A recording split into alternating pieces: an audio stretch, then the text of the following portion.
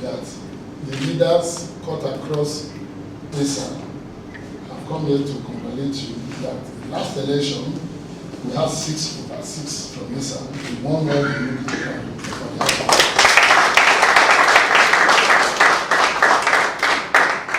We are supportive of your government, apart from what you have been doing for us. Now we have achieved another goal. Our people have been yearning to have a speaker. Most of the time, if you come to ESA, even at the grassroots, they will say if you go to government house, or when there is any ceremony, after the governor, the deputy, you have the secretary, everybody's, nobody's from Bishop. But for the very first time, we can say the number 3 person in this government today is from ESA. So I'm very happy about that. We want to also thank the government for carrying the party along, for allowing the decision of the party to excel, for not interfering, for creating a democratic enabling environment with which our son, Okiye, is now the Speaker of Edo State. You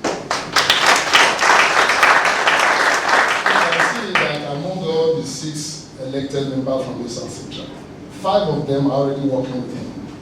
So we are still going to reach the 6th person to shield his sword and join them so that they can cooperate with you, so that we can move Edo State forward. So thank you very much.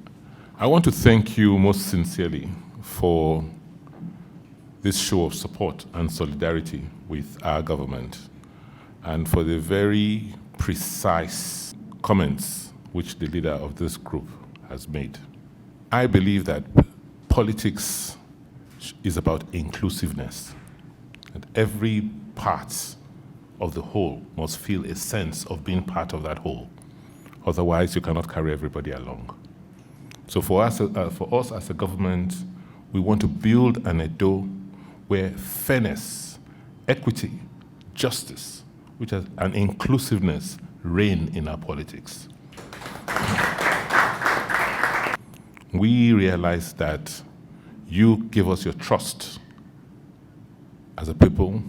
For the first time in the history of this state, our party, the ruling party, won all the seats.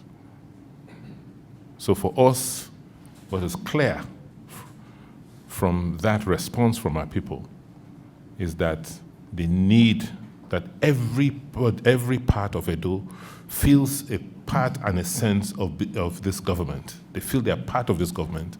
And therefore, as a party, I believe what we owe the people is also to act in a sense that these people actually see themselves as part of our government.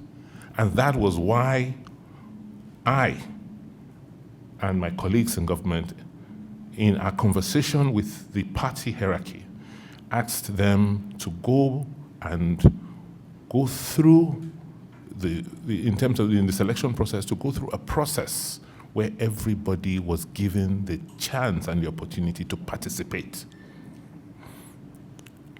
So you recall when the issue of the leadership of the House of Assembly came up, my view was and is that we should maintain the tripod arrangement in Edo State. That each senatorial zone or district should feel a sense of representation.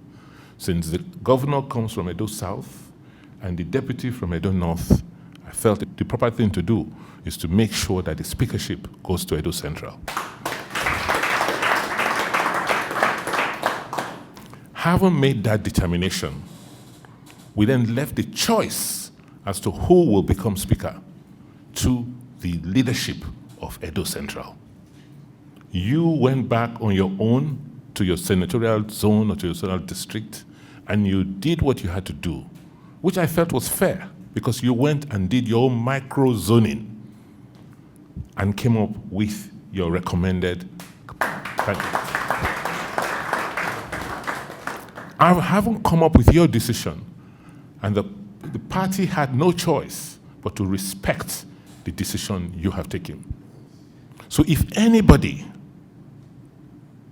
decides to thwart the decision you have made, I will fight on your side. Because you have spoken, it's democracy, and you must be defended. I'm happy and we're grateful to God that members decided to do what they did by, rather than going to be addressing press conference, they went and got themselves inaugurated.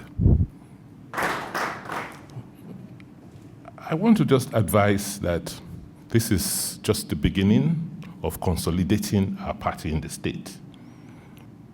We must now begin to bring more women into our politics.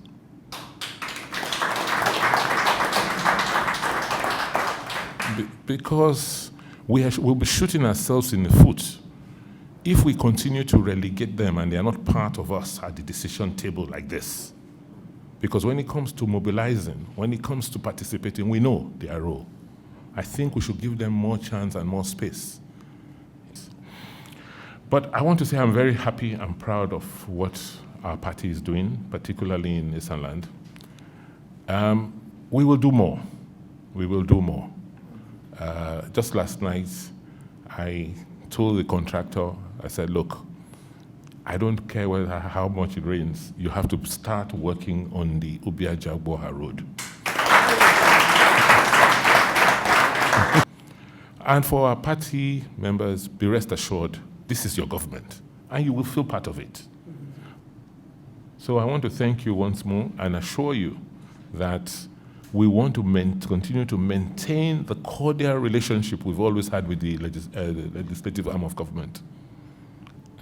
It was cordial, difficult. They helped us run through a very, very difficult period, and we'll ever remain grateful to the 6th Assembly. We want to build on what the 6th Assembly has done. We want the 7th Assembly to continue from where they stopped. And by the grace of God and with the leadership we now have, we trust that they will, live up to our expectation. Once again, I want to thank you very much.